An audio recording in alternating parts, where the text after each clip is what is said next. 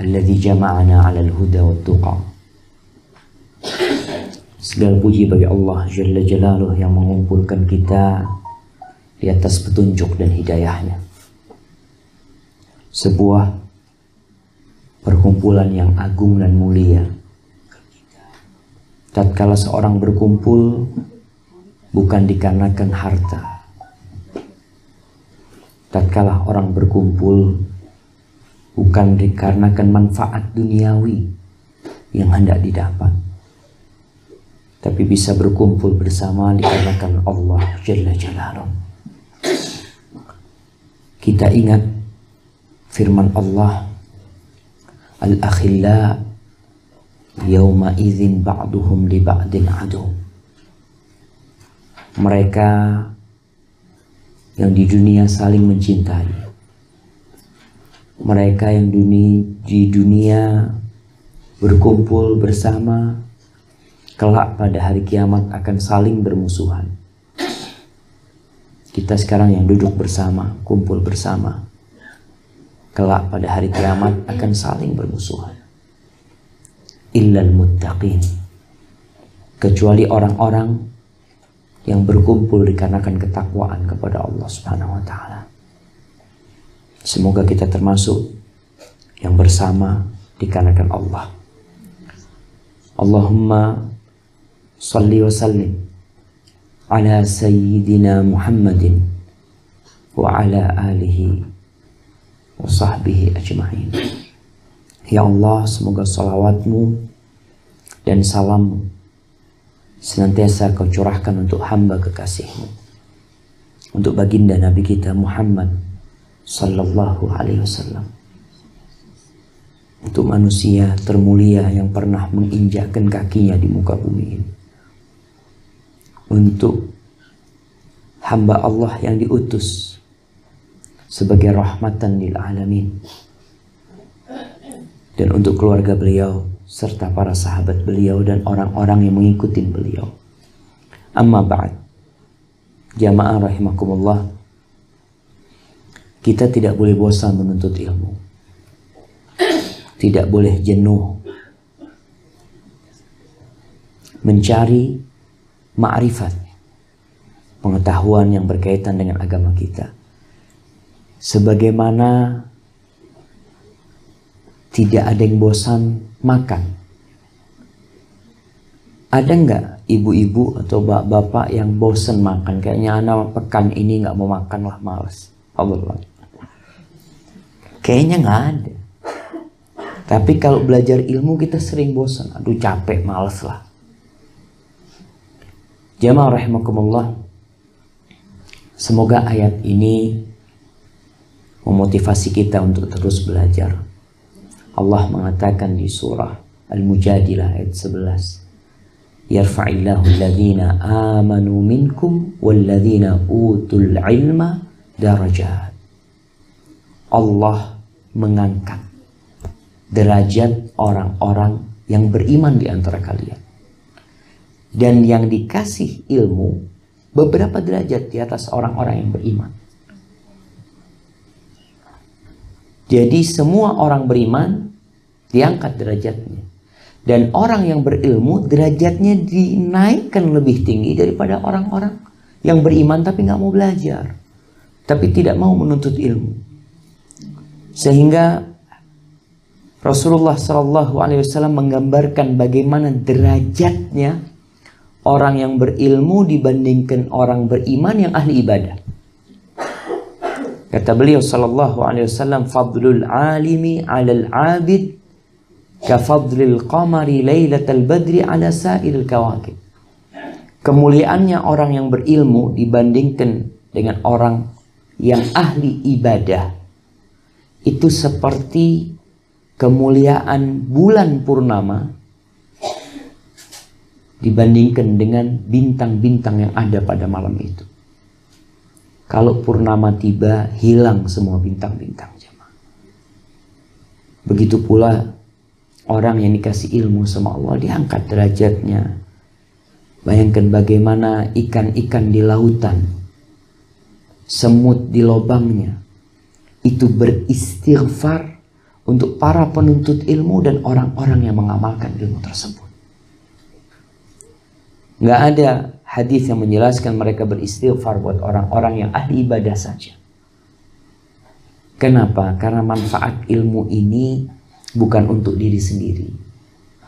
Kalau orang sholat, ya sholat untuk dia. Orang itu umpamanya berpuasa sunnah, ya puasa sunnah untuk dia. Tapi ketika orang itu berilmu, maka ilmu ini bisa dibagi sama orang lain. Maka semoga nggak bosan-bosannya kita belajar. Jamaah rahimakumullah. Tadi udah disampaikan tema yang akan kita bahas pada kesempatan kali ini. Anak tadi di atas nunggu dipanggil ke bawah ini, ngelihat rame banget di bawah itu. Seakan-akan suara burung yang indah sekali. Ternyata itu karunia yang Allah berikan kepada kita. Allah memberikan karunia kepada kita, yaitu lisan. Dengan lisan ini seorang hamba bisa sampai ke derajat yang paling tinggi. Bahkan Allah mengatakan, "Waman ahsanu qawlan mimman da'a ila Allah wa amila shalihan wa qala innani minal muslimin." Kata Allah, siapakah orang yang ucapannya lebih baik daripada orang yang mengajak kepada Allah? Dengan lisannya dia mengajak kepada Allah, dengan ilmu yang Allah berikan kepada dia, lalu dia gunakan lisannya untuk mengajak orang kepada Allah Subhanahu wa taala.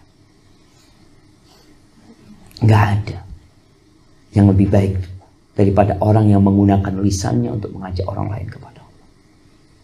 Dan dia beramal soleh dan mengatakan, aku termasuk orang Islam. Kita tahu sebuah amalan yang agung sekali. Jadi kalau ada perempuan-perempuan yang mungkin merasa iri dengan lelaki dalam amal ibadah. Lelaki berangkat ke masjid, Ustaz, pahala sholat di masjid 27. Kita di rumah sendirian, memang lebih baik sih, tapi kan nggak berjamaah, macam-macam. Ucapan perempuan yang kayaknya kurang puas dengan amalan dia. Ada sebuah amalan yang insya Allah semua putri-putri Adam bisa mengamalkannya. Abu Darda radhiyallahu taala anhu meriwayatkan sebuah hadis bahwa Rasulullah sallallahu alaihi wasallam bersabda, "Ala unabbiukum bi khairi a'malikum wa azkaha 'inda malikikum." Kalian mau enggak? Kata Nabi alaihi salatu wasallam, aku kasih tahu dengan amalan terbaik kalian. Nih, amalan tuh banyak. Kita kalau masuk ke sebuah restoran, menunya tuh banyak. Tapi biasanya disebutkan nih menu yang paling spesial di tempat ini. Ini nih. Sehingga kita tertarik, anak mau makan yang ini. Rasulullah SAW menyebutkan, kalian mau nggak aku kasih tahu amalan terbaik kalian? Wa azka 'inda malikikum, dan tersuci, termulia di sisi pemilik kalian, di sisi Allah Jalla Jalaluhu. Wa arfa'iha fi darajatikum, dan amalan ini lebih mengangkat derajat-derajat kalian. Wallahi jamaah, kita bekerja, banyak orang bekerja, dia apa istilahnya mengejar karir. Ada yang mengejar pangkat, ada yang ngejar jabatan terus, dan dia rasakan mulai awal masuk, kalau dia seorang polisi umpamanya, dia akan naik satu persatu sampai kemudian jadi melati 2, melati 3, kemudian nanti jadi bintang 1, bintang 2, bintang 3, terus dikejar sama dia. Ini amalan, kata Rasul sallallahu alaihi wasallam, akan mengangkat pangkat-pangkat kalian. Wa khairil lakum min infaqidz zahabi wal wariq. Dan amalan ini bukan hanya amalan orang kaya. Karena ada amalan yang bisa mengamalkan cuma orang yang berduit.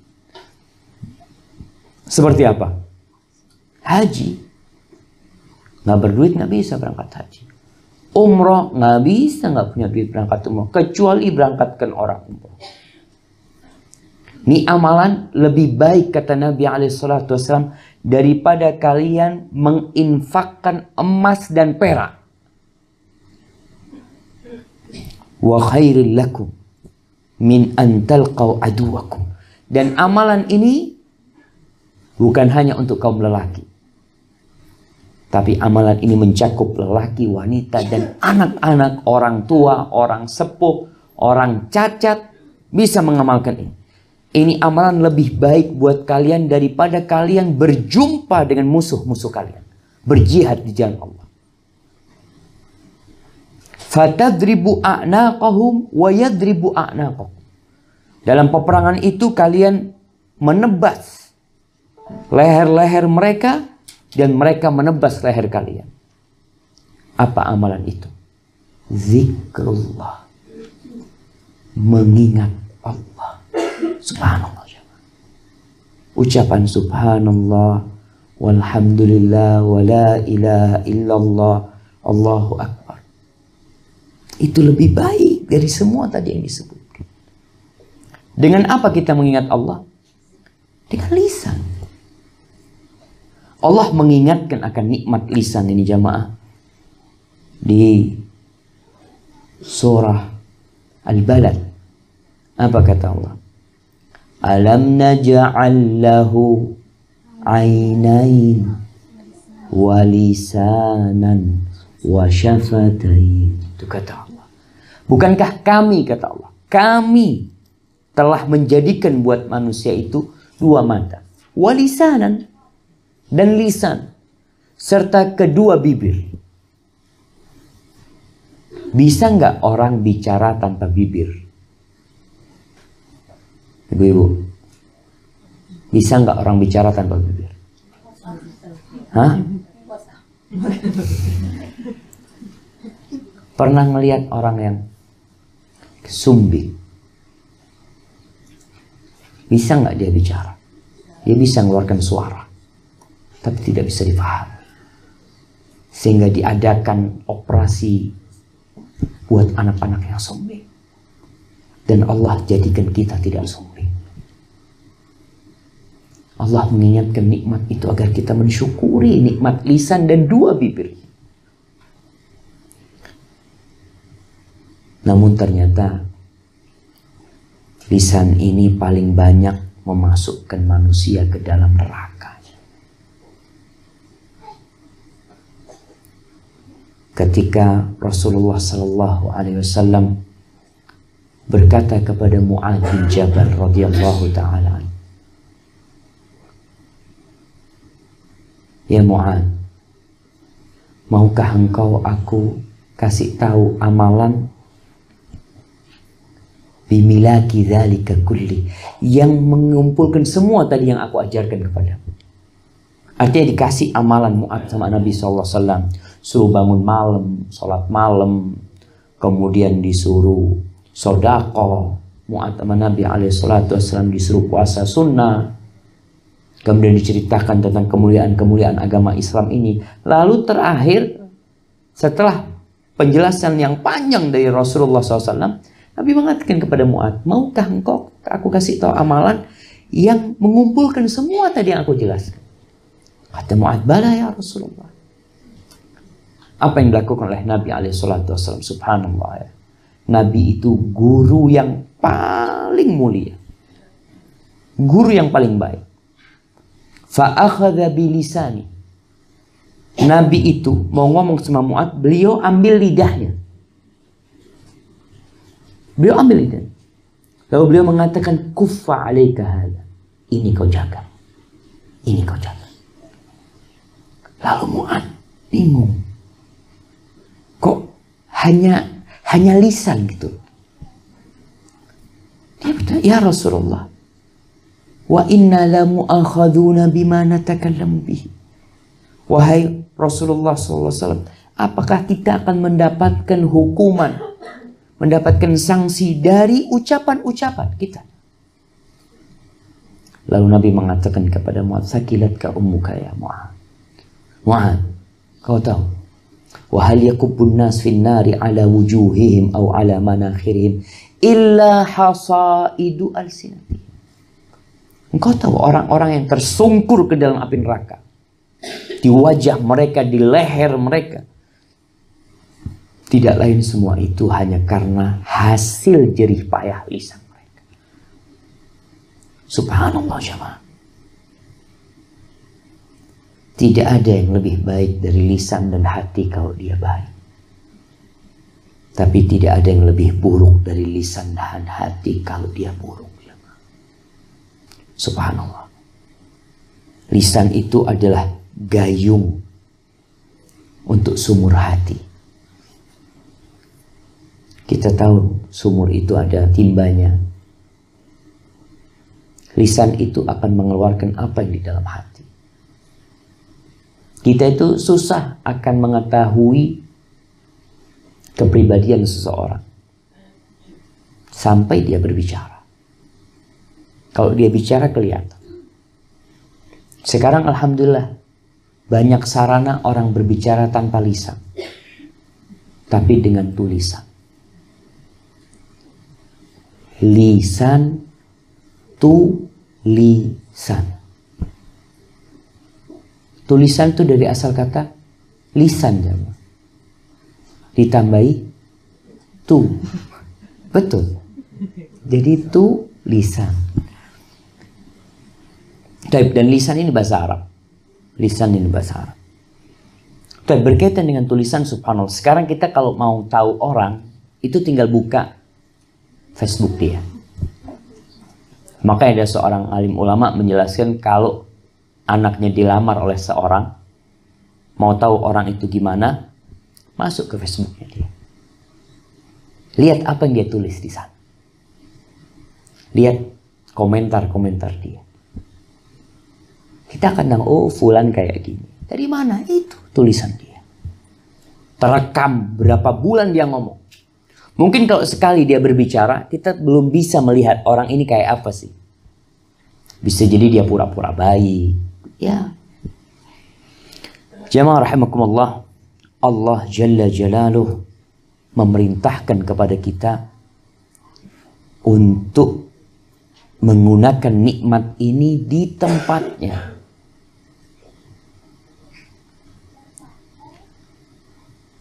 Pernah dengar ucapan orang-orang bijak? Kadang-kala ada nasihat, hikmah. Kayak gitu tuh yang Allah inginkan dari kita. Bagaimana yang keluar dari lisan kita itu kata-kata pilihan. Yang memang kita udah mikir sebelum mengucapkannya. Bermanfaat apa enggak? Allah berfirman di surah Al-Baqarah.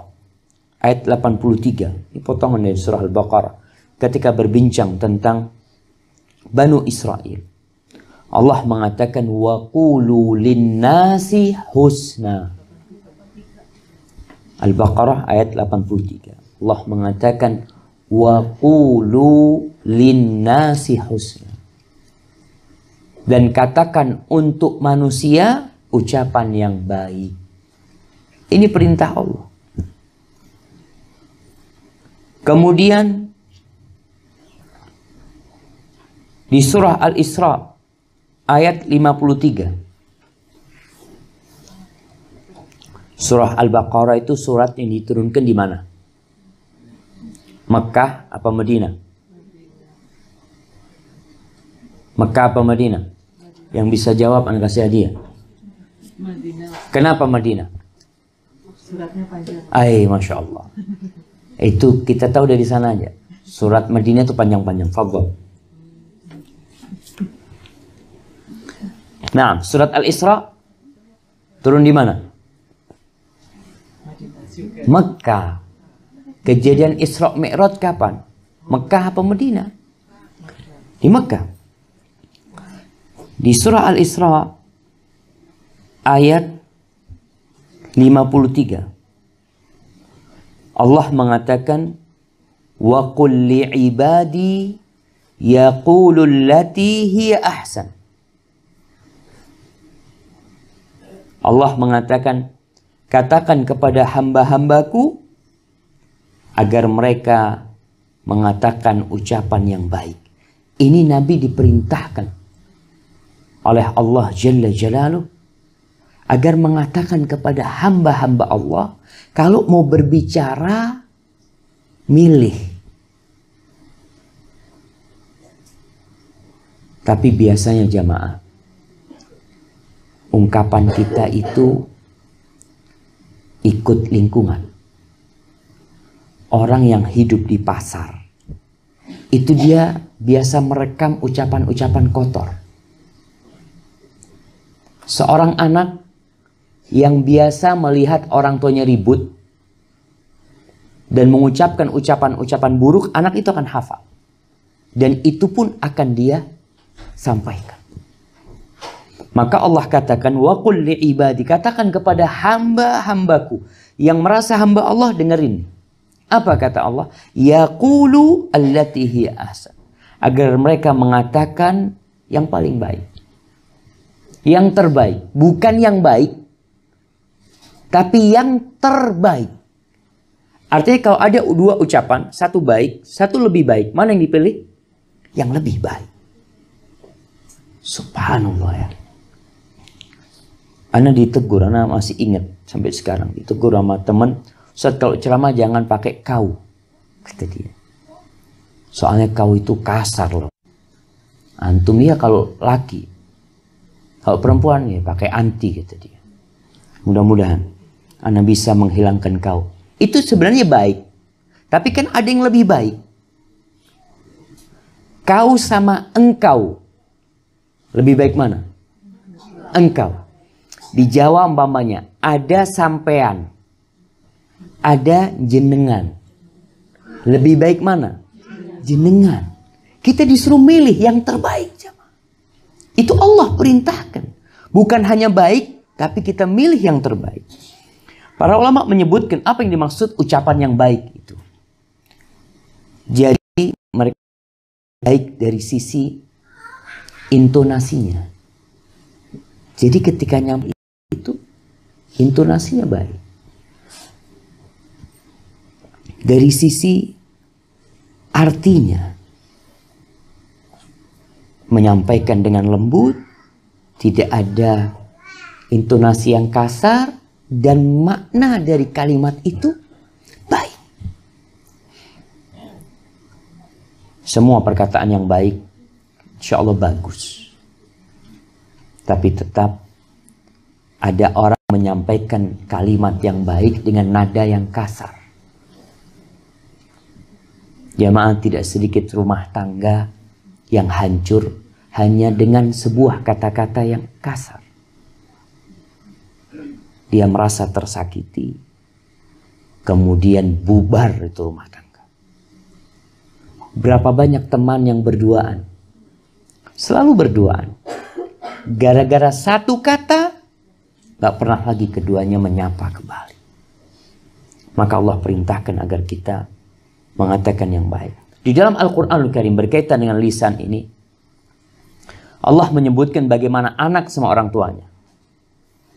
Berkaitan dengan lisan. Di surah Al-Isra ayat 23. Ketika orang tuanya sudah tua. Subhanallah. Allah itu punya pesan khusus memang.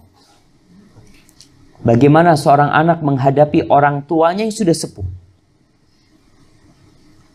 Di sini. Di ayat 23 di surah Al-Isra. Allah mengatakan, وَقَضَى رَبُّكَ أَلَّا تَعْبُدُوا إِلَّا إِيَّاهُ وَبِالْوَالِدَيْنِ إِحْسَانًا إِمَّا يَبْلُغَنَّ عِنْدَكَ الْكِبَرَ أَحَدُهُمَا أَوْ كِلَاهُمَا فَلَا تَقُلْ لَهُمَا أُفٍّ وَلَا تَنْهَرْهُمَا وَقُلْ لَهُمَا قَوْلًا كَرِيمًا. Pesan khusus dari Allah bagaimana anak menghadapi orang tuanya yang sudah sepuh. Dia yang ngasih sama orang tuanya. Dia yang sukses. Dia yang kuat.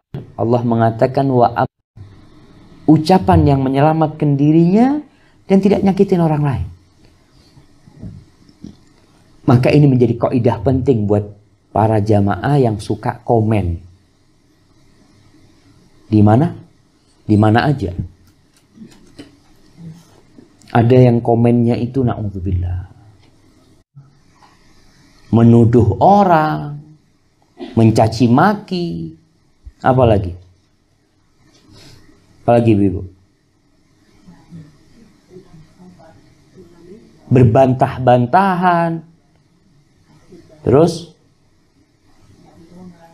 ngadu domba. Apa bedanya sama namimah? Beda lah Ustaz, kan bahasa Arab namimah. Ya betul. Nah, ngadu domba, kemudian banyaklah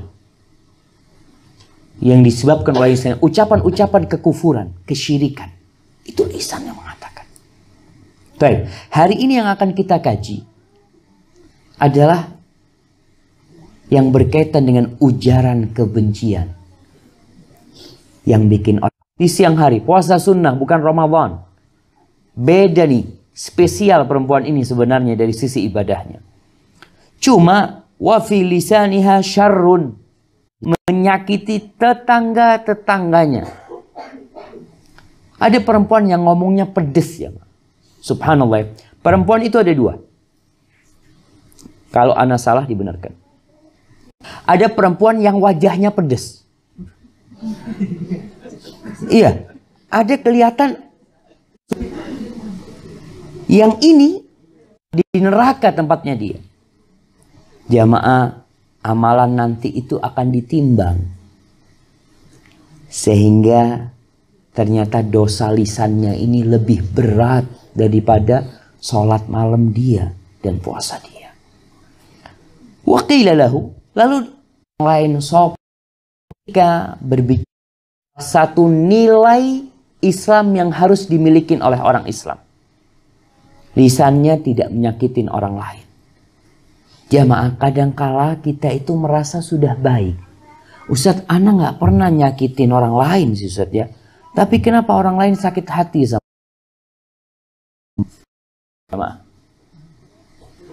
Dia ini merasa tidak pernah menyakitin orang lain, tapi banyak orang lain sakit hati sama dia.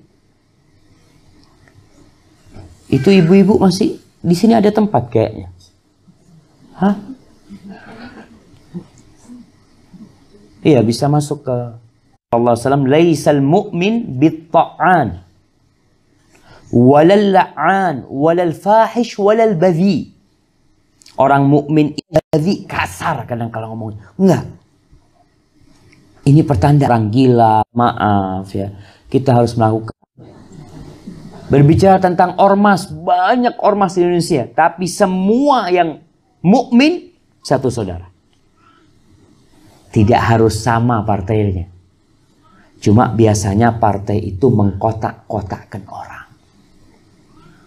Sehingga dilihat bajunya kuning, oh beda. Ana merah. Yang satu biru. Kita harus gimana? Itu ada ucapan Ibnu Mas'ud. Fadhal.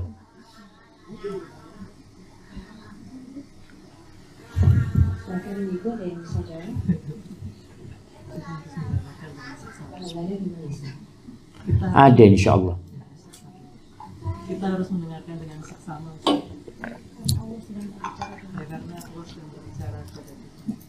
Ya semuanya kan. Al-Quran kita harus dengarkan dengan seksama karena Allah berbicara dengan kita. Tapi ada keistimewaan ya ayyuhalladzina amanu. Ketika Allah mengatakan wal asri, itu juga ucapan Allah. Innal insana fi khusr. Tapi kalau ya ayyuhalladzina amanu ini apa spesialisasinya? Paling tidak usahakanlah ibu-ibu pulang dari sini dicari ada papan pengumuman di sana itu. Ditulis di papan itu semua karya real. Kehilangan banyak kebaikan. Satu apa kata Allah? Asa an yakunna khairam minhunna. Bisa jadi yang dihina itu lebih baik daripada yang menghina. Terus kenapa menghina si jamaah?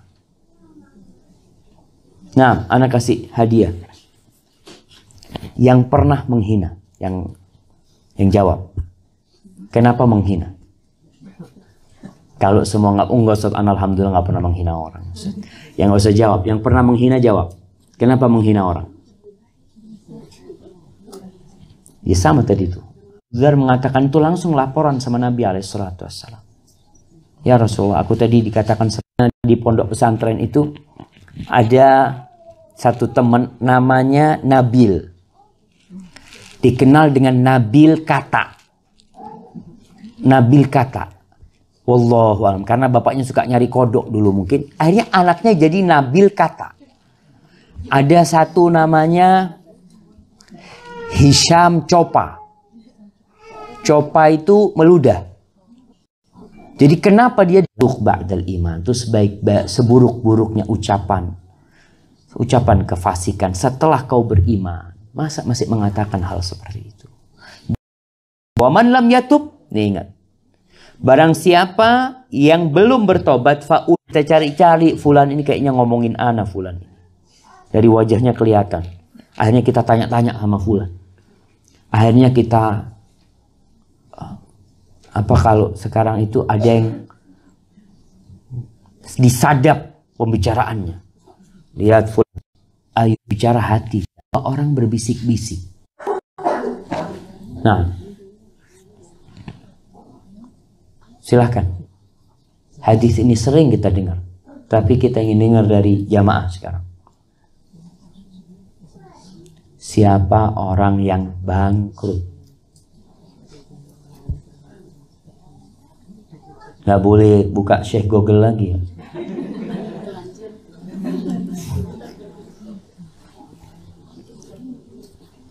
Nah, orang bangkrut itu yang kayak apa? Mana yang mau jawab?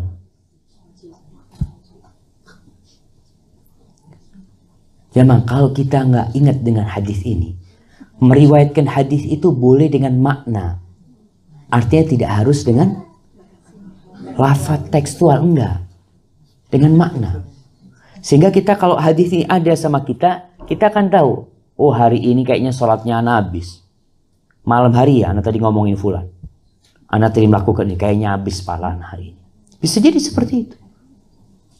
Makanya hisab, muhasab yang dikatakan hisablah diri kalian sebelum kalian dihisab nanti itu buat orang yang punya ilmu hisab. Kalau nggak punya ilmu hisab, dia nggak akan tahu kalau hari itu dia bangkrut atau tidak. Dia merasa alhamdulillah ana hari ini sedekah, hari ini sholat, hari ini itu macam-macam. Tapi tadi engkau melakukan sesuatu kesalahan yang membuat semua amalanmu hilang. Baik, siapa yang mau jawab?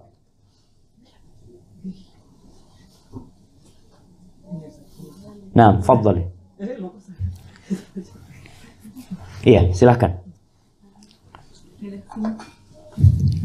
Redaksi pasti nggak ingat sih, Ustaz. Siap. Orang yang membawa amalan setinggi gunung ketika di padang apa ya? Padang masyarakat. Nah, tapi kemudian amalnya itu ketika ditimbang dia akan berhamburan seperti debu yang berterbangan. nggak apa-apa, kasih hadiah yang kecil buat. Iya, itu bukan orang yang itu bangkrut juga sebenarnya. Tapi ada hadis yang memang Nabi mengatakan muflis, bangkrut. Masya Allah, tanya hadiah, anak kasih yang besar hadiahnya kalau bisa jawab. Nah, fadl kasih mic gitu, yang belakang. Yang tanya hadiahnya apa ini susah nih jawab.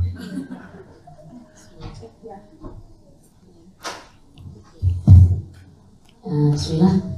Orang yang datang pada hari kiamat dengan membawa pahala sholat, puasa, zakat, dan haji, tetapi dia memiliki banyak kesalahan terhadap orang lain, mencela, menyakiti, membunuh, lalu dia akan bagi-bagikan pahala yang sudah dia miliki untuk kesalahannya, dan dia sampai habis, dan mungkin masih ada yang tersisa dari kesalahan-kesalahan tersebut.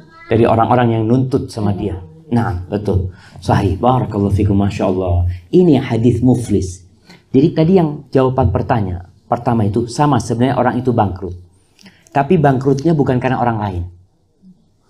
Bangkrutnya karena diri sendiri. Itu orang yang membawa pahala seperti gunung. Kemudian Allah jadikan debu berterbangan. Kenapa? Karena orang ini kalau sedang sendirian, dia melanggar aturan-aturan Allah.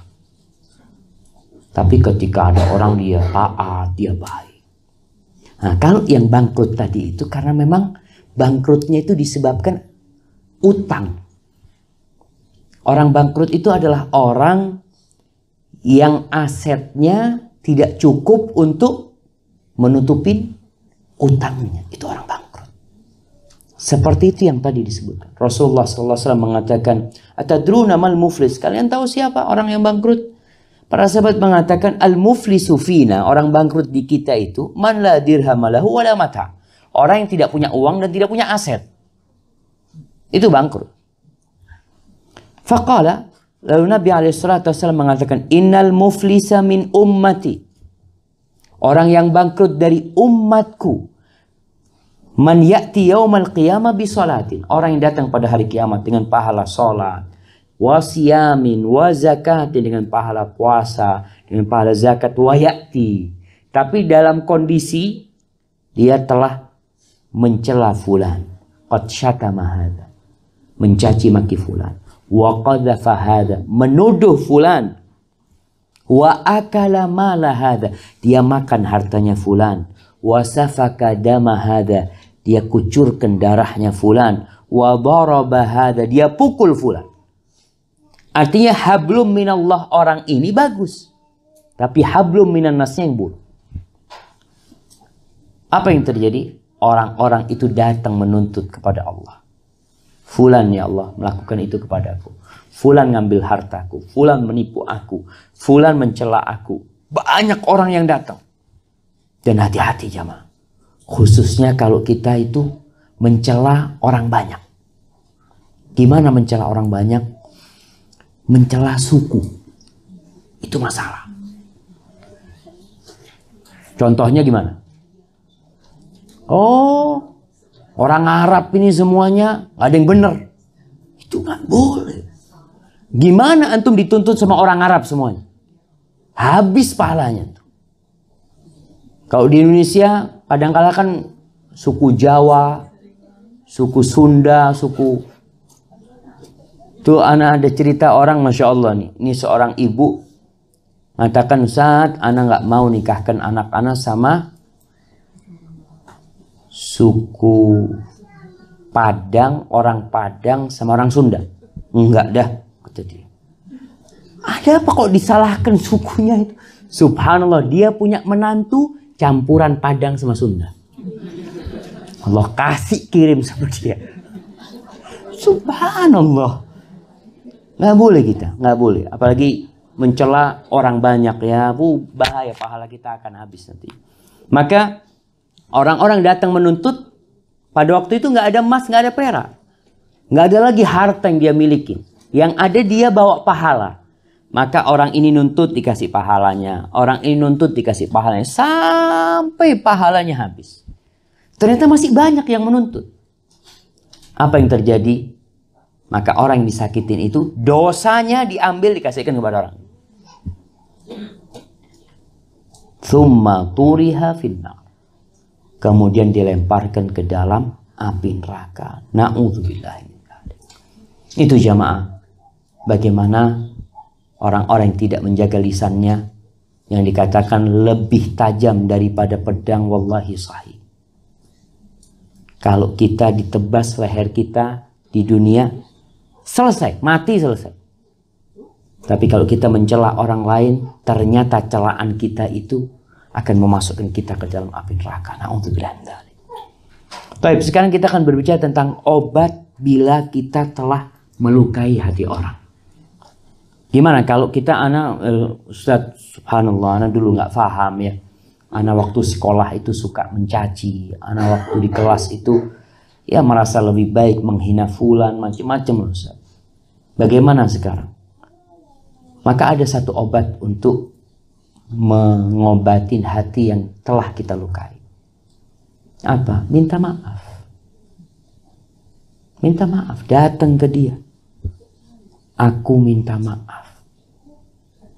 Aku telah melakukan kesalahan.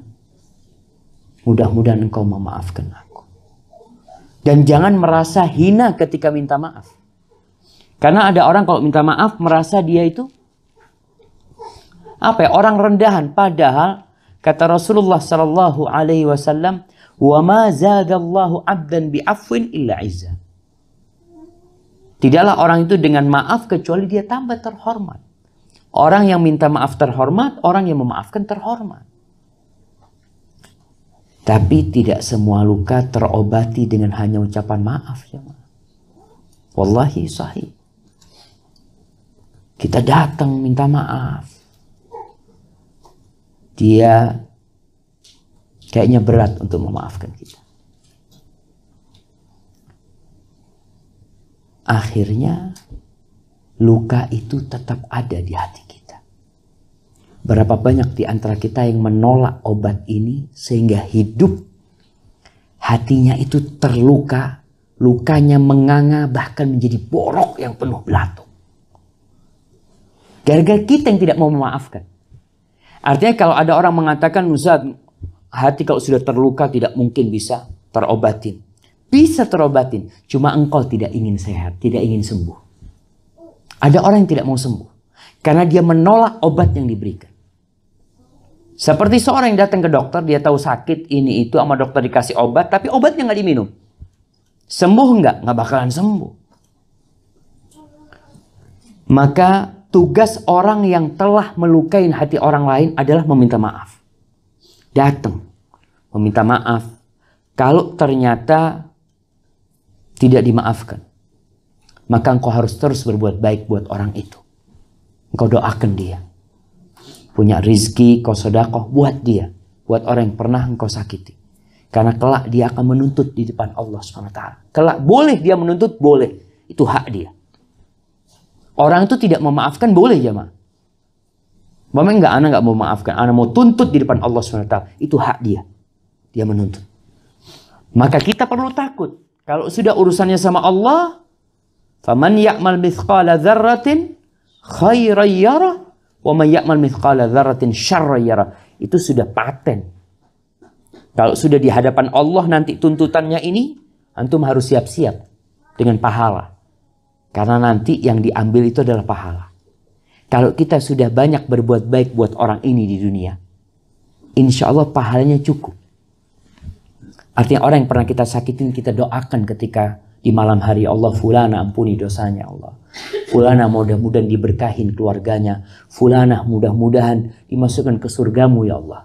Padahal fulana itu nggak memaafkan anti tapi terus berdoa buat fulana.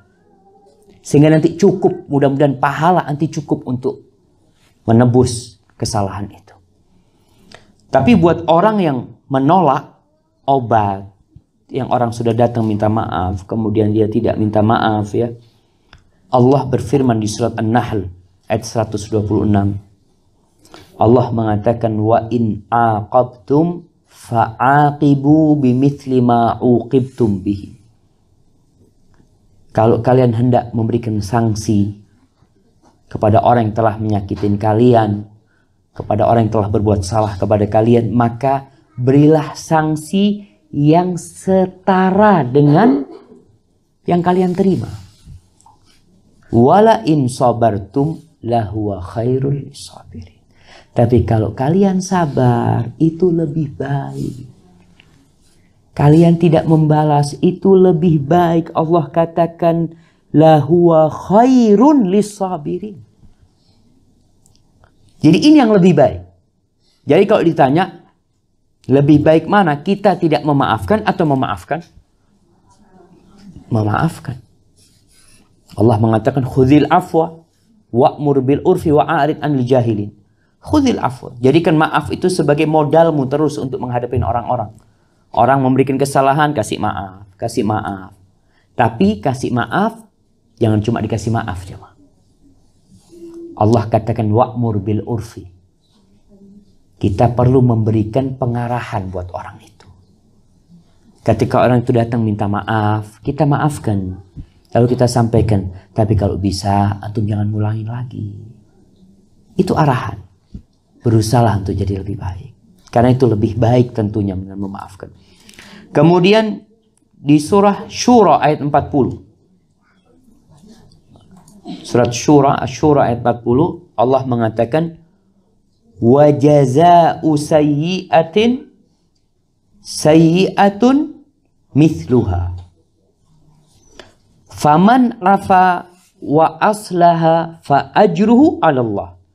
Innallaha la yuhibbul zalimin. Kata Allah, balasan untuk keburukan adalah keburukan yang sepertinya. Ini rahmat Allah jamaah. Kita berbuat dosa satu, dibalas satu. Kita berbuat kebaikan satu, dilipat gandakan jadi 10 sampai 700 kali lipat. Tapi kalau berbuat salah, kesalahan itu Allah hitung satu ya satu. Allah katakan kebalasan buat keburukan, keburukan yang sama. Kita disakitin, kita dicela, kita cela juga orang itu, boleh. Boleh. Sesuai celaan yang kita berikan kepada itu.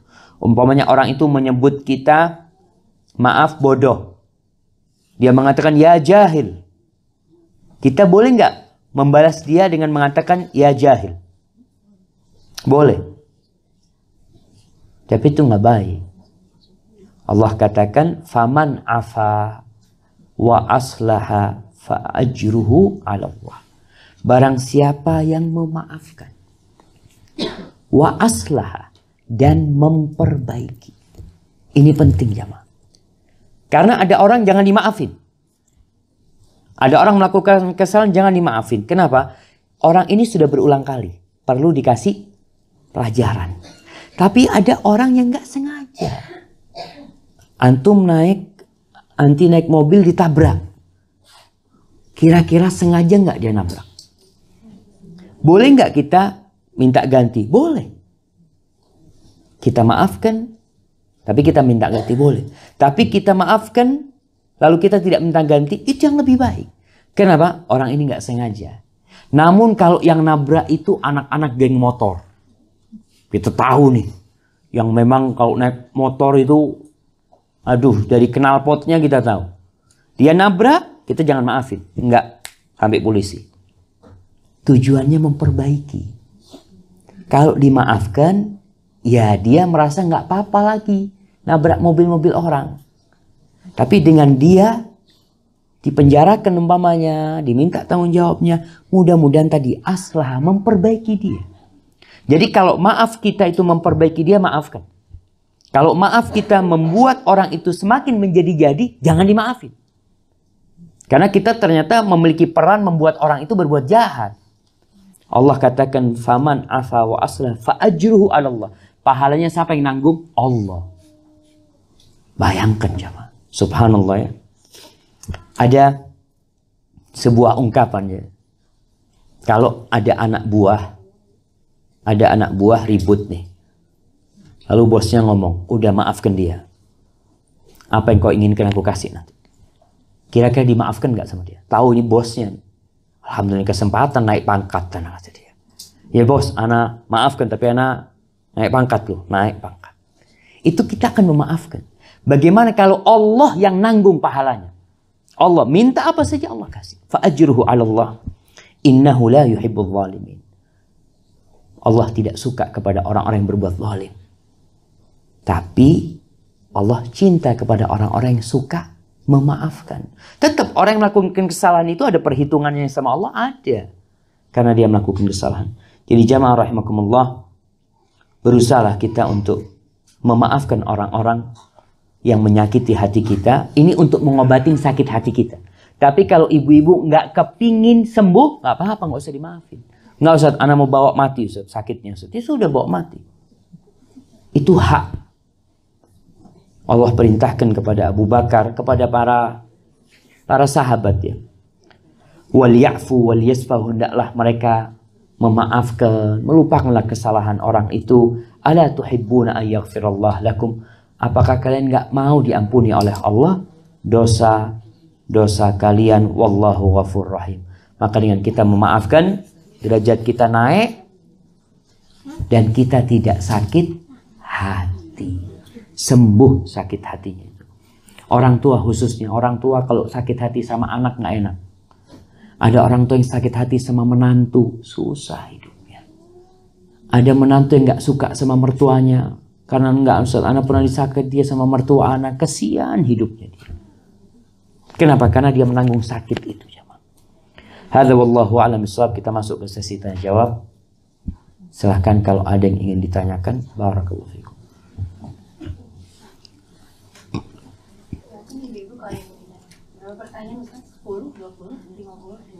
Ini mungkin cuma ada 2 pertanyaan kalau lihat ibu-ibunya kayak gini.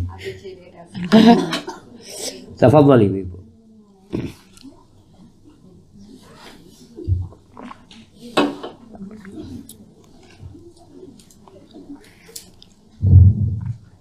Assalamualaikum warahmatullahi wabarakatuh, Ustaz.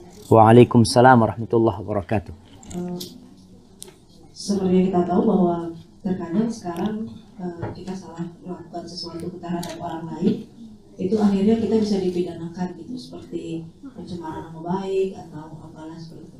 Jadi hukumnya kalau udah masuk pengadilan, apakah kita bisa dibilang selesai juga salah kita sama orang tersebut atau bagaimana? Lalu setelah itu kita kan menerima hukuman salah dari pengadilan itu, Ustaz. Jazakallahu khairan, Ustaz. Nah, iya, Masya Allah. Jemaah, berkaitan dengan hukuman yang diterima oleh seorang di dunia ini. Jadi hukuman-hukuman yang memang sudah ada batasannya yang disebut hudud. Ya. Orang yang mencela, umpamanya didera, dipecut, ya, atau dipenjarakan. Orang yang menuduh orang lain berzina, itu akan hukumnya dalam Islam dipecut 80 kali. Apakah dengan dia menerima hukumannya di dunia sudah selesai? Selesai. Urusannya selesai. Artinya orang ini nggak bisa nuntut di akhirat, nanti nggak ada. Sudah diambil haknya dia di dunia. Kiranya seperti itu. Tapi apakah sekarang posisinya sama, Ustaz, kayak tadi pencemaran nama baik, dia dihukum penjara misalnya 5 bulan. Sama juga, dia nggak bisa nuntut nanti di akhirat. Iya, haknya dia sudah diambil di dunia. Jadi ada hukum-hukum dalam Islam itu yang sudah ditentukan. Umpamanya zina didera berapa? 100 kali. Mi'ata jaldah. Kalau dia di dunia hanya didera 50 kali, berarti masih ada separuh dia belum ambil. Tapi ada hukum-hukum yang kembali kepada hakim. Hakim yang menentukan apa hukumannya. Setelah dilihat ternyata tingkat kesalahannya ini tadi pencemaran nama baik umpamanya, seperti di Medina ada kasus di Mahkamah Medina itu, orang itu setelah masuk ke pengadilan, hakim menentukan hukumannya sekian, sudah dia mendapatkan haknya. Intinya orang itu mendapatkan hak dia sudah. Dengan dia dihukum, dan tentunya kembali kepada hakim berapa vonis yang diberikan kepada orang itu. Di akhirat insya Allah dia tidak mendapatkan tuntutan dari orang itu. Dosa yang lain tetap gitu. Cuma tuntutan dari orang ini insya Allah sudah selesai. Seperti itu. Nah, ya di belakang tuh.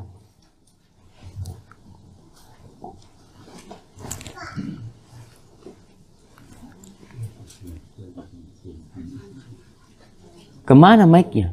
Yang tanya di sana, mic-nya ke situ. Oh, udah dapat. Oh, 2 mic-nya. Oh, susah. Assalamualaikum warahmatullahi wabarakatuh. Waalaikumsalam warahmatullahi wabarakatuh.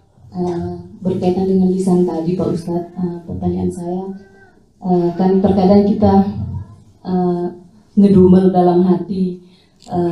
Contoh, misal lagi summer di Masjid ini suhu sampai 40 derajat, terkadang kita ngedumel, ya Allah kok suhu sampai 40 derajat gini, panas banget kayak oven gitu. Iya. Contoh lain, misal di Indonesia lagi hujan deras sampai banjir seperti itu kan, terkadang kita ngedumel, ya Allah kapan hujannya berhenti. Nah, pertanyaan saya, apakah sanksinya dari Allah apabila kita suka ngedumel seperti ini, meskipun cuma dalam hati? Itu aja Pak Ustadz, jazakallah khair. Barakallahu fiik. Kalau masih dalam hati aman. Iya. Tapi kalau sudah keluar, itu yang ada sanksinya. Makanya kalau hujan, kita lihat bagaimana Rasulullah SAW. Ketika hujan, apa yang beliau ucapkan? Allahumma shayyiban nafi'an. Jadi ketika hujan itu, ngedumelnya itu ngomong, ya Allah mudah-mudahan jadi hujan yang bermanfaat. Kita kan nggak tahu. Kita kan yang kalah mau acara ini itu gara-gara hujan, aduh hujan ini nggak berhenti-berhenti. Seharusnya yang keluar dari lisan kita itu ucapan yang baik. Allahumma shayyiban nafi'an. Ya Allah, mudah-mudahan jadi hujan yang bermanfaat. Kalau umpamanya panas, ya Allah ini kayaknya memang mau musim kurma. Biasanya kan kurma itu akan matang kalau musim panas. Usahakanlah yang keluar dari lisan kita itu ucapan-ucapan yang baik. Memang Rasulullah SAW menyebutkan bahwasanya panas itu termasuk dari neraka jahanam. Betul. Jadi ketika panas membara, apa yang kita ingat seharusnya? Api neraka. Kita kan, ya Allah ini panas dari api neraka. Gimana panasnya? Neraka.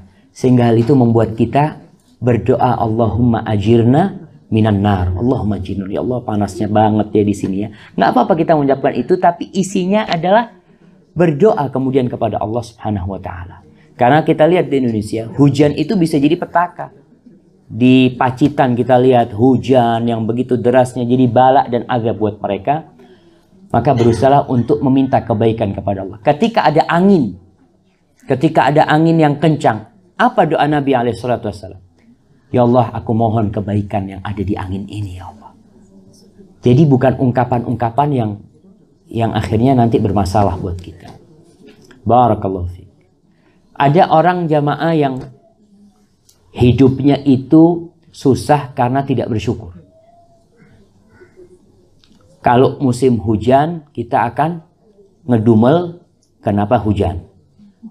Ketika musim panas, kita akan ngedumel ke panas. Ketika musimnya baik, kita akan bersyukur. Enggak biasanya. Biasa aja. Karena kita memang biasa mencela. Jadi usahakan kita mensyukuri nikmat yang Allah berikan kepada kita. Barakallahu fiik. Nah. Ada yang lainnya?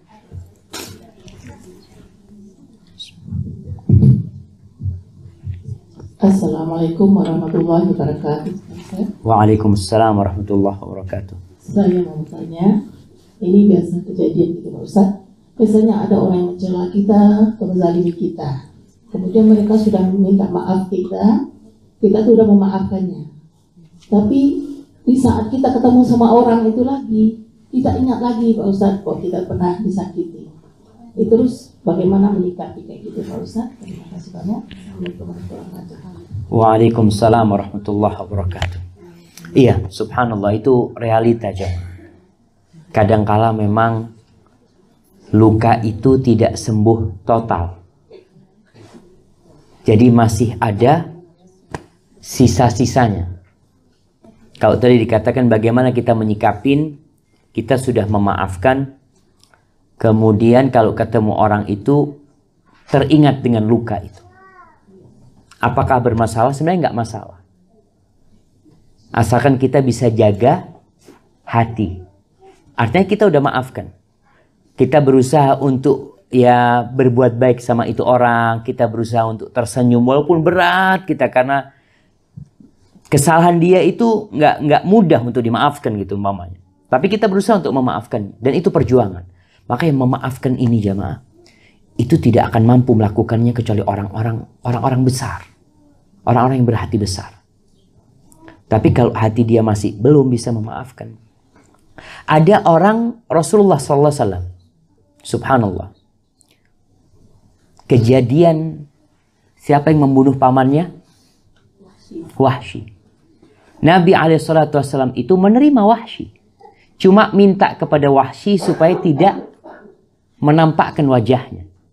Kenapa?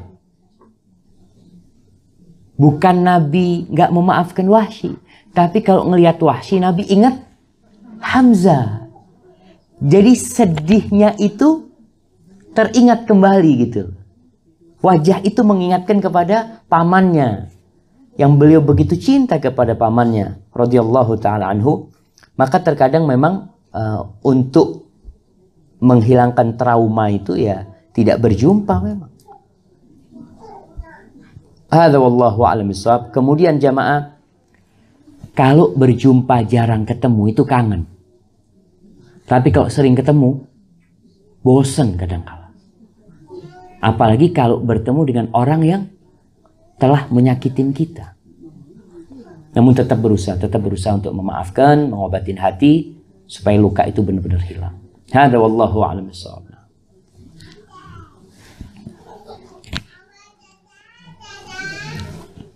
Nah, ada yang lainnya? Ada Ustaz. Iya, tafadhali. Sebagai sesama muslim tadi kan kita bersaudara dan kita punya kewajiban untuk amar ma'ruf nahi munkar terhadap orang-orang yang lisannya pedas. Jadi dia bangga dengan pedasnya tersebut. Masya Allah, ada yang bangga dengan pedasnya. Ada, dia merasa dirinya fair, belak-belakan, tidak munafik gitu kan, tidak palsu gitu, sehingga dia menggunakan lisan pedasnya itu sebagai sarana kejujuran bagi dia gitu, mengungkapkan ekspresinya dan pendapatnya. Nah, terhadap orang-orang seperti itu, nahi munkarnya seperti apa? Karena ada risiko juga ketika kita menasihati, kita dipedesin juga Ustaz.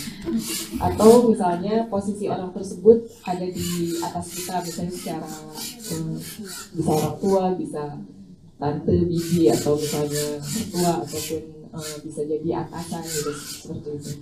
Itu seperti apa nahi munkar yang bisa kita lakukan? Iya. Subhanallah jemaah, subhanallah ya.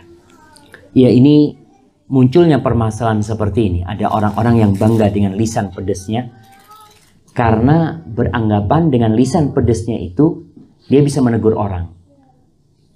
Dia nggak munafik tadi. Ini pernah terjadi di masa Rasul SAW. Dan Nabi tegur langsung Aisyah. Ketika Nabi SAW bersama Aisyah, tahu-tahu ada gerombolan orang Yahudi yang mengatakan Assalamualaikum. Apa artinya Assalamualaikum? Semoga kalian mati. Itu mengatakan kepada Nabi Muhammad SAW, semoga engkau mati ya Muhammad. Apa kata Aisyah mendengar hal itu? Lihat jawaban Aisyah dan jawaban Nabi SAW. Aisyah karena melihat suaminya disakiti, kekasihnya disakiti, langsung membalas dengan ungkapan yang pedas mengatakan wa'alaikumussalam wa la'natullah wa ghadabu. Semoga kalian semua mati dan kalian mendapatkan amukan dari Allah dan dilaknat sama Allah. Kata Nabi SAW kepada Aisyah, mahlan ya Aisyah. Pelan-pelan Aisyah, yang lembut. Kata Nabi SAW, ya Rasulullah, ama sami'ta ma qalu. Apakah engkau tidak mendengar ucapan mereka? Artinya ucapan itu pantas mendapatkan balasan seperti yang diungkapkan Aisyah. Menurut Aisyah. Lalu apa kata Nabi SAW? Ama sami'ti ma qulti. Ma qultu. Apa engkau tidak mendengar apa yang aku ucapkan? Nabi mengatakan wa'alaikum. Dan semoga kalian juga. Selesai. Artinya jawaban itu kadangkala harus dipikirkan jamaah.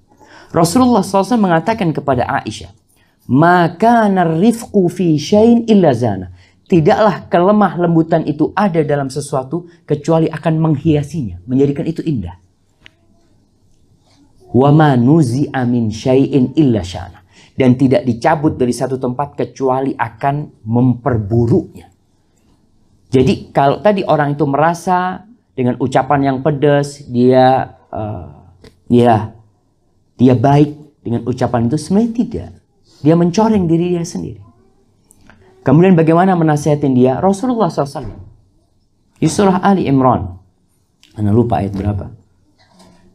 Allah mengatakan, fabima rahmatin minallahi lintalahum. Atas dasar rahmat Allah kepadamu, engkau bisa berlemah lembut dengan mereka. Walau kunta faddan ghalidhal qalbi. Andai kata engkau kasar ngomongnya, keras hatinya, lan faddu min haulik. Orang-orang akan kabur darimu. Maka sampaikan kepada orang yang dengan cara yang baik. Sebenarnya orang-orang itu suka mendengarkan teguran dari fulan atau dari paman, dari apa. Tapi kalau bisa memang yang lembut menegur mereka. Bukan berarti orang yang lembut ini tidak berani mengungkapkan kebenaran. Bukan jemaah. Tapi demi mendapatkan kebaikan. Jadi untuk ya mungkin kita bahasanya bukan menegur ya. Tapi duduk sama mereka membahas tentang sebuah ayat. Umpamanya kita ngobrol sama mereka. Coba nih, tadi di surah Ali Imran ya, kita katakan kepada dia, yuk kita bahas satu ayat nih.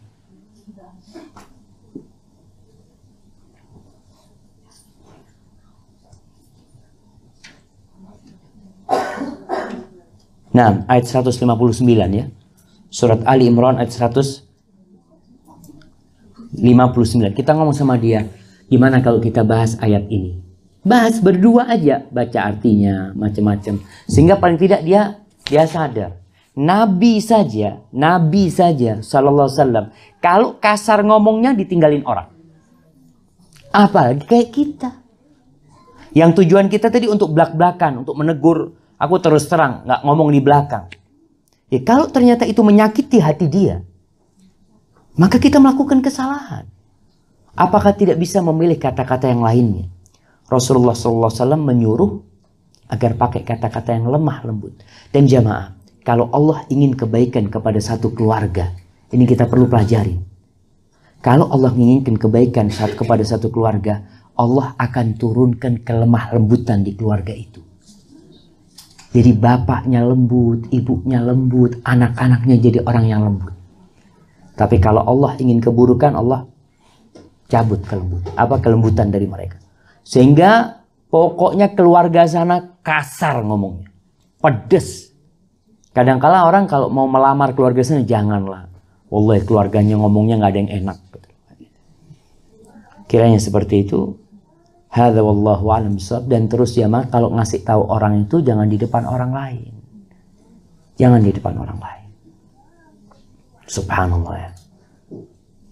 Barakallahu fikum ya. Masya Allah. Ada yang panggil mamanya itu.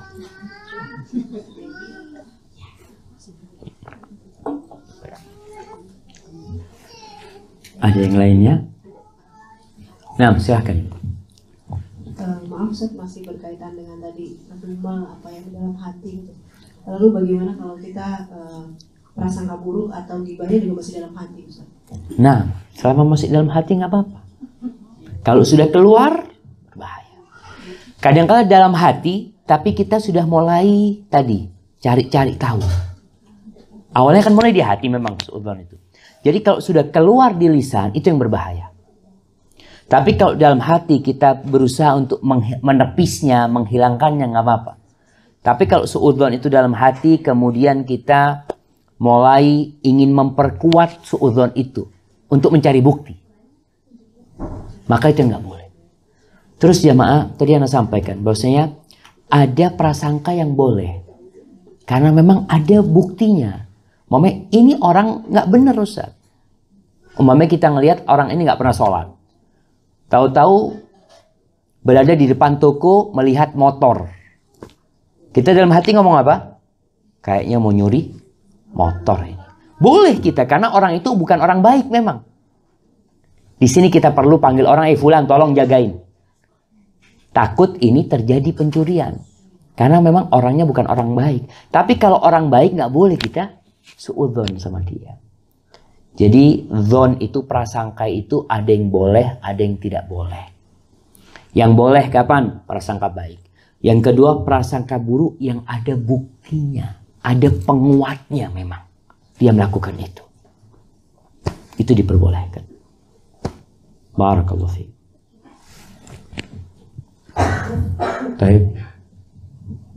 Silahkan, ini ada pertanyaan. Mengenai tadi yang lebih baik untuk tidak memaafkan itu Ustaz, kalau misalnya dia sudah berulang kali melakukan hal tersebut Ustaz, Ya. itu batasannya seperti apa ya Ustaz? Kalau misalnya kita tidak ada kemampuan untuk memperbaiki orang tersebut, kemudian kita juga tidak memaafkannya, itu ya mana yang apa ininya ya Ustaz, atau lebih manfaatnya mana yang lebih kita pilih Ustaz? Iya. Ya tadi, kalau dikatakan lebih baik mana, kita tidak bisa memperbaiki fulan. Apakah kita tetap memaafkan atau tidak? Kalau tidak memaafkan bikin anti jadi sakit hati, buat apa akhirnya? Ya udah, dimaafkan sambil didoakan. Mudah-mudahan kita nggak bisa memperbaiki dia, tapi Allah mudah-mudahan bisa memperbaiki dia. Kan ada dua manfaat tadi. Ada manfaat buat kita, ada manfaat buat dia. Manfaat buat kita kalau kita memaafkan apa? Kita nggak sakit hati, kita dapat pahala, ditinggikan derajatnya, kita akan mendapatkan hal itu dan kita tidak akan sakit hati. Manfaat buat dia, ya mudah-mudahan dia bisa memperbaiki diri gitu dengan kita memaafkan. Tapi kalau ternyata dia tidak bisa memperbaiki diri atau kita juga nggak akan bisa beramar ma'ruf nahi mungkar sama dia, tapi paling tidak kita tetap mendapatkan pahala buat kita. Tinggal bagaimana kita mendoakan orang itu. Kiranya seperti itu. Tapi kalau untuk hukum di akhirat nanti jamaah, ada orang-orang yang suka menyakitin orang. Orang jangan nyakitin, berhutang. Orang ini Ustadz memang kerjanya ngutang sana, ngutang sini dan tidak pernah dibayar. Lebih baik mana kita? Kita maafin orang itu atau tidak? Ibu-ibu. Ada orang kerjanya ngutang sana, ngutang sini dan tidak pernah bayar memang. Bukan nggak mampu bayar ya. Dia memang nggak bayar. Kita maafkan atau kita tuntut? Maafkan, jangan tuntut. Karena orang ini melakukan itu apa ya? Jadi kebiasaan dia dan beda dengan orang yang tidak mampu membayar. Cerita Rasul SAW ketika ada seorang yang punya anak buah, kerjanya nagih utang. Bosnya ini ngomong, kalau engkau bertemu dengan orang idza laqita mu'siran, kalau engkau bertemu dengan orang yang susah untuk bayar, maafkan dia. Artinya dia ingin bayar tapi nggak bisa bayar. Maafkan yang seperti ini. Tapi kalau ada orang yang kerjanya memang utang sana utang sini dan tidak bayar, kita udah lupakan. Sudah, ana tidak akan nuntut sama orang itu di dunia. Ana menuntut di akhirat, selesai. Artinya dilupakan supaya kita nggak sakit hati. Kalau kita ingat-ingat kan kita akan oh fulan belum bayar utang sama anak fulan. Tapi kita lupakan, enggak, ana sudah tidak akan menagih utang itu di dunia. Nanti di akhirat. Jadi kembali sebenarnya kondisi orang itu menentukan. Mana yang dimaafkan dan mana yang tidak dimaafkan. Membunuh. Syekh bin Utsaimin menjelaskan, membunuh itu kadang-kala kita perlu maafkan. Kalau orang itu membunuh memang nggak sengaja gitu. Artinya itu nggak ada niatan untuk membunuh. Karena ribut apa-apa dia pegang sesuatu dia tusukkan, ya Allah ternyata mati temannya. Orang ini orang baik sebenarnya. Dimaafkan apa tidak? Maafkan. Tapi kalau ternyata memang dia ini suka bunuh orang, jangan dimaafin, harus dituntut dia paling tidak supaya dia jera seperti itu. Maka lihat kondisi, tapi secara umum memaafkan itu tetap lebih baik sebenarnya. Dengan catatan kita bisa memperbaiki mereka jemaah. Hadza wallahu a'lam bissawab jemaah. Baik. Ustaz, menyambung soal hutang, apakah ada kewajiban pada diri kita jika kita mengetahui seseorang yang memiliki hutang pada beberapa orang yang lainnya, sejauh mana kita perlu menyampaikan, mengingatkan bahwa dia harus membayar hutangnya, atau setidaknya kalau dia belum memiliki kemampuan untuk mendatangi orang-orang yang dia hutangi itu untuk mengatakan ketidaksanggupannya. Yang pertama itu Ustaz. Yang kedua, tadi ada Ustaz mengatakan lisan adalah gayung untuk sumur hati. Apakah itu dari hadis, athar atau? Lisan adalah sumur. Iya, gayung. Nah, mighrafa. Baik. Berkaitan dengan pertanyaan yang pertama tadi, bahwasanya ada orang yang punya utang sana, punya utang sini, dan dia nggak bayar. Apa tugas kita terhadap orang ini atau orang yang dia mau berhutang lagi? Tugas kita dua. Berkaitan dengan orang ini, kita perlu kasih nasihat. Nasihat tadi yang disampaikan, yang pertama, niatlah untuk membayar. Insya Allah bantu bisa membayar. Niat yang pertama. Yang kedua, kita kasih nasihat apabila tidak butuh, nggak perlu berhutang. Karena sekarang kan hutang itu jadi gaya hidup. Jadi antum kalau ibu-ibu kalau tahu orang kaya raya itu punya utang. Kalau nggak punya utang itu bukan orang kaya. Malah seperti itu. Jadi utangnya di sana, utangnya di sini. Bahkan sebagian perusahaan besar itu ada teman yang cerita, kita ini Ustaz ditawarin hutang Ustaz. Ditawarin hutang. Udah nih 5M kita kasih sudah. Terserah Kak mau dipakai nggak dipakai, yang penting tertulis berhutang. Sampai seperti itu, udah jadi gaya buat mereka. Maka tugas kita mengingatkan dia dengan bahaya hutang, ya, mengingatkan dia tentang bagaimana seorang yang niat untuk mengambil hutang. Kemudian kalau orang ini hutang sama orang lain, mau hutang sama fulan, kita perlu kasih tahu fulan. Fulan, ana bukan mau ngomongin fulan ya, tapi lihatlah kondisi dia. Kalau kiranya dia bisa bayar, engkau hutangi dia. Paling tidak dengan adanya jaminan. Jadi kita perlu ingatkan supaya tidak bertambah hutang dia. Kita ini kesian sama fulan ini, karena hutang dia akan bertambah. Kita kasih nasihat seperti itu. Engkau kalau fulan mau hutang, fadhal, asalkan ada jaminan, sehingga dia akan membayarnya. Barakallahu fikum. Tapi berkaitan dengan lisan itu gayung. Gayung untuk hati ya. Ana lupa itu ada sebuah asar yang mengatakan hal itu. Asar dari seorang sahabat atau dari mana, nanti ana akan sampaikan, ana akan cari.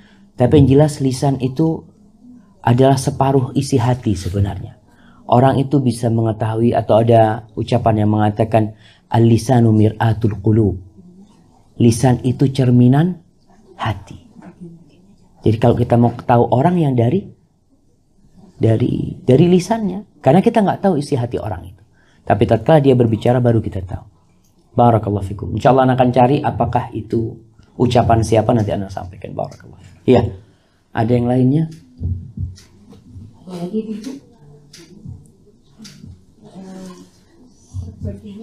Alhamdulillah. Iya udah. Jangan dipaksa orang tanya. Masa orang tanya dipaksa? Oh iya. Baik. Kalau udah kita lanjutkan, kita masih ada pertemuan-pertemuan lainnya nanti insyaallah Ibu. Pertanyaannya disimpan buat pertemuan yang selanjutnya insyaallah. Ana rasa itu cukup apabila yang Anda sampaikan benar itu dari Allah Jalla Jalaluh. Kalau ada yang salah dan kurang berkenan itu dari diri Anda pribadi, Allah dan Rasul terbebaskan dari kesalahan itu. Subhanakallahumma bihamdika asyhadu an la ilaha illa anta astaghfiruka wa atubu ilaik. Wassalamualaikum warahmatullahi wabarakatuh.